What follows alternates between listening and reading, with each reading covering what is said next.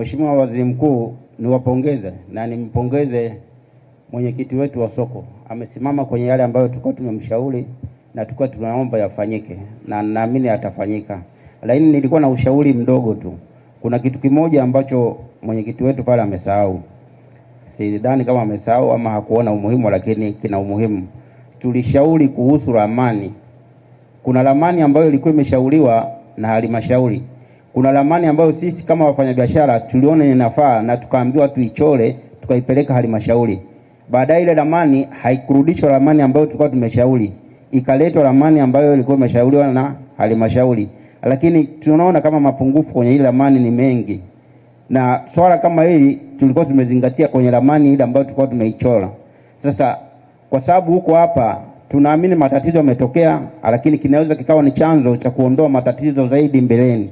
Tuwaombe ile ramani tulikuwa tumechora, jaribuni kukaa muangalie umuhimu wa ile ramani na tuangalie namna gani inaweza kutumika kwa ajili ya faida ya wafanyabiashara, kwa sababu ramani ilikuwa ni kwa faida ya wote. Kuweka miundombinu ambayo inaweza kuwa faida kwa wafanyabiashara, lakini kuweka miundombinu ambayo inaweza kurahisisha soko kama halmashauri kupata ushuru wao kwa urahisi. Tuhofia sana kujenga eneo ambalo mwisho wa siku mfanyabiashara hafanyi biashara, lakini halmashauri yenyewe haipati mapato, kwa sababu kama mimi sijauza, uwezekano wa kulipa mapato na kuwa sina. Kwa hiyo tuangalie kwa umakini. Swala la pili, watu hapo wameshaunguliwa vitu vyao na hawana kabisa mitaji. Tulio wengi sasa hatuna mitaji. Haya yaliyoshauriwa hapa tulikuwa tunaomba yangechukuliwa kwa umuhimu na yawe kwa muda ambao sio mrefu, kwa sababu inawezekana mtu anaweza kutoka hapa anaenda nyumbani kwake ili apate chakula, lazima aombe, kwa sababu ilikuwa ili uweze kuishi unakuja uuze. Sasa hivi huna cha kuuza, si ndio? Lakini ukienda ukisubiri labda mikopo ambayo inaongelewa ikachukua muda mrefu, hilo swala linaweza kuendelea kutesa watu. Asante. La tatu, nilishataka nitoe maelekezo hilo. Basi malizia hilo la tatu. La tatu, ule mradi uliokuwa umeandaliwa kule kwenye kujengwa kwa ajili ya soko, mwanzoni kabisa katika vikao tulikuwa tumekubaliana kitakachoanza kujengwa kule ni soko, alafu maeneo haya mengine afanye nini? Yaanze kujengwa. Lakini sasa hivi limeanza kujengwa eneo la huko juu, eneo la soko ndio linakuja kuchukua muda mrefu kujengwa. Kwa hiyo tuombe urahisishaji wa muda wa ujenzi wa ile soko uwepo kulingana na dharura iliyojitokeza hapa, kwa sababu sasa watu watakao kwenye mazingira magumu zaidi kuliko ilivyokuwa awali. Haya, asante. Mstahiki tuambie bwana, mna akiba kiasi gani kwenye mikopo?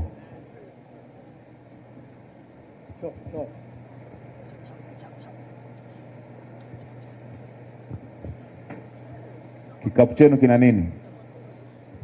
Asante sana Mheshimiwa Waziri Mkuu.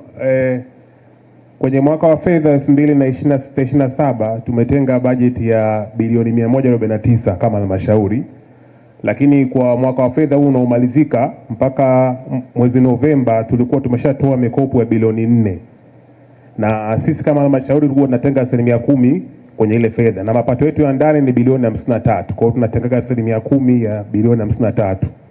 Kwa hiyo tumelipokea hilo la swala la mikopo na tutaanza kulifanyia kazi moja kwa moja haraka. Asante. Kwa uharaka, kikapu kina nini sasa hivi mkurugenzi?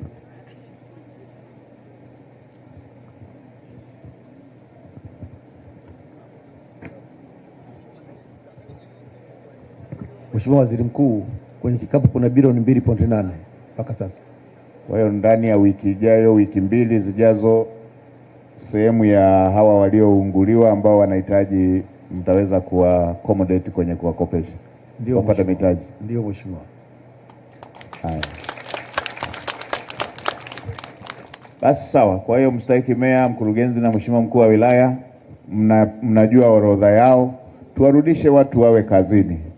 Tupeleke watu wawe kazini. Kwa hiyo mtaliangalia hilo ili wapate cha kuanzia ili watu waweze kuendelea na kazi. Jamani, hilo tumekubaliana? Haya, kwa wenzetu wataendelea nalo hilo. La design la ramani nilisema na pale kwamba katibu mkuu wa taratibu na mkuu wa mkoa yupo, wataratibu ipatikane ile ramani. Sasa mheshimiwa katibu mkuu utaitisha na hii ambayo ndugu yetu ameiongelea vizuri, hii ya ramani ambayo wao walikuwa nayo. Lakini kubwa kama tunavyosema, hiyo ramani zingatie haya mambo yote tuliyoyasema. Lakini si mbaya pia ramani ikikamilika kabla haijaanza kutekelezwa, haijapitishwa kila kitu, si mbaya wenzetu wakihusishwa kwamba hiki ndio tunachopanga kifanyike hapa. Kama watakuwa bado wana maoni watatoa.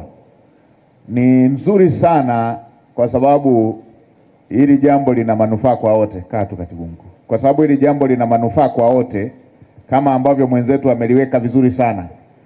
Tukikosea wafanyabiashara wanakosa na serikali inakosa. Tukipatia wafanyabiashara wanapata na serikali. Kwa ni vyema tu tushirikishane hiyo design ili iweze kukidhi hayo matarajio.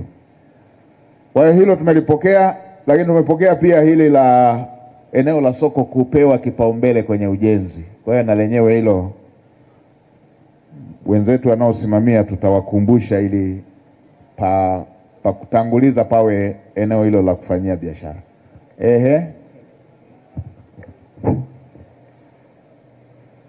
Kwa majina naitwa Charles Goodluck, ni mfanyabiashara wa soko la simu 2000, lakini pia ni mwakilishi wa wafanyabiashara. Awali ya yote nipenda kumshukuru Mwenyezi Mungu kwa sababu ametujalia uzima kila mmoja kwa aina yake na leo tumekutanika hapa, lakini pia nakushukuru Mheshimiwa Waziri Mkuu na viongozi wote ambao mko mbele kwa sababu inaonyesha ni jinsi gani ambavyo hata nyinyi mmeguswa juu ya hichi ambacho kimetokea, lakini pia imeonyesha ni jinsi gani ambavyo tuna viongozi ambao wana utu kama jinsi ambavyo mnaona na wamekuja kwa ajili ya kutusikiliza. Lengo ni kutaka kutatua changamoto ambazo tunazo, na sitaki kuamini kama mnaweza mkazitatua kwa 100%, lakini mtatatua wakati ambavyo Mwenyezi Mungu atawawezesha. Swala la kwanza nilikuwa naomba niliweke sawa kwenye swala la mikopo ambalo limezungumziwa. Ombi langu ni kwamba kwenye sekta ya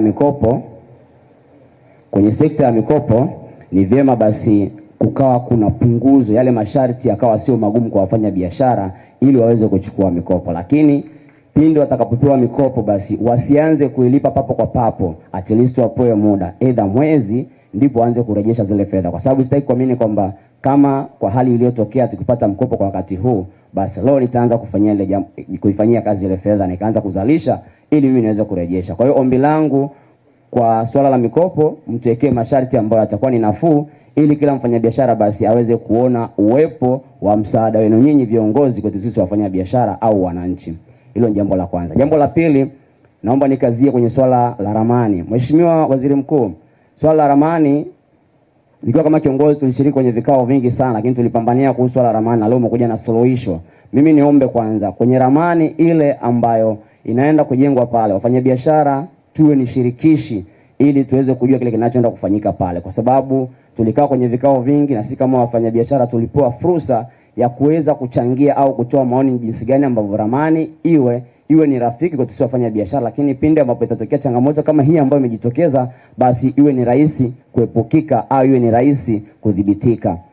Tulipopata fursa ya ramani, baadhi ya viongozi hususan kutoka, maana tulishia kwenye kamati, tulishia viongozi kutoka dati, kutoka LATRA, halmashauri, lakini pia wakilishi wafanya biashara ambao ndo sisi, bila kusahau ofisi ya serikali ya mtaa, mwenyekiti wa serikali ya mtaa, mtendaji, diwani na wengine wote walikuwepo, tulishiriki yote.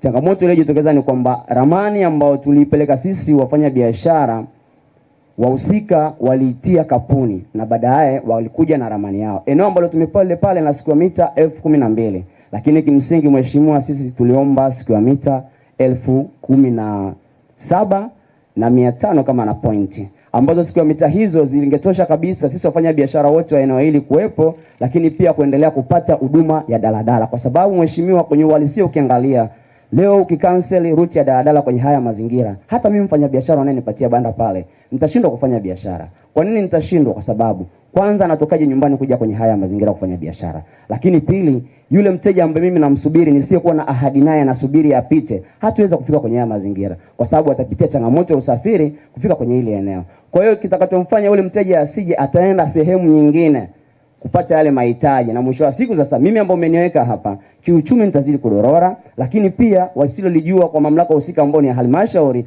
wao watakuwa wanakosa mapato. Kwa hiyo kutengeneza mazingira mazuri ni mnufaiko kwa serikali nikiwa na maana kupitia halmashauri, lakini sisi wafanya biashara ambao ndio tunaenda kulipa ule ushuru. Tunalipa 500 ni ndogo, lakini kwa idadi ya watu kubwa kupata kuna hesabu kubwa ambao inapatikana kila mwisho wa mwezi endapo kutakuwa kuna mazingatio. Jambo jingine mheshimiwa, ningeomba sasa kwamba utoe angalizo kwa wale viongozi kuwa ni shirikishi. Sitaki kurudi nyuma sana, lakini nakumbuka kikao cha mwisho tulitilafiana na mkurugenzi wa dati na ofisini kwake alitujibu dry. Sizungumzi kwa ubaya, lakini kwa kuwa nimepata nafasi ya kuzungumza, acha tunyoke, black and white, white and black. Hivyo mheshimiwa, changamoto hizi ambazo zipo na imani kwamba utazifanyia kazi na utazitekeleza na umekuja kwa ajili ya kutusikiliza, ni kuombe basi yale yote ambayo tumeyazungumza sisi wafanya biashara na aliyotangulia kuzungumza mwenyekiti wetu wa soko mheshimiwa mkuu wa wilaya yazingatiwe, yapewe nafasi. Heshima yako mkuu, na ina imani kwamba kwa uwezo wa Mwenyezi Mungu atakuwezesha kwenda kusimamia yale ambayo unapaswa kuyatekeleza pasina kuwa na changamoto yoyote. Mwisho wa siku nimalize kwa kusema kwamba wafanya biashara tunapaswa kuwa watulivu. Najua kuna changamoto ambazo tunazipitia pamoja na hii. Huenda ikawa mimi nisiwe ni muathirika, lakini kutokana na hicho ambacho kimetokea mimi pia nikawa nina maumivu kama jinsi ambavyo nyinyi wenyewe mnahisi maumivu. Ninasema hivi nikiwa namaanisha kwamba hata wakati niuye radhi kidogo, kila mtu ana aina ambavyo alipokea hili jambo kutokana na hicho ambacho kimetokea. Lakini hata sisi viongozi ambao leo mnatuona kwamba sisi hatufai, sisi sio lolote, sisi sio chochote, tulipoteza muda wetu, tulitumia nauli zetu na hatukai kurudi kwa wafanya biashara kuomba nauli juu ya kwenda kupambania hichi ambacho kiko kwenye haya mazingira. Tokea day one tulipoanza swala la kufuatilia swala la dati, tumekuwa tukitoka kwenda ofisi ya mkuu wa wilaya, kwa mkurugenzi, tumeenda dati kwa ajili ya kufanya vikao, tunapoteza muda wetu, tunapoteza nauli zetu. Lakini hii ni kwa sababu ya upendo ambao sisi wawakilishi wenu mnaotuona hatuna akili tunafanya hivi. Mimi niwaombe Mwenyezi Mungu awape mioyo ya utulivu, awape uwezo wa kufikiri na kuona kwamba kila binadamu ana mapungufu yake, hakuna binadamu ambaye ni mkamilifu. Hata wa viongozi ambao tunao hapa hawawezi wakafanya vitu kwa 100%. Hao ni binadamu pia na wana mapungufu yao pia. Kwa hiyo niwaombe wafanya biashara, pindi unapoleka changamoto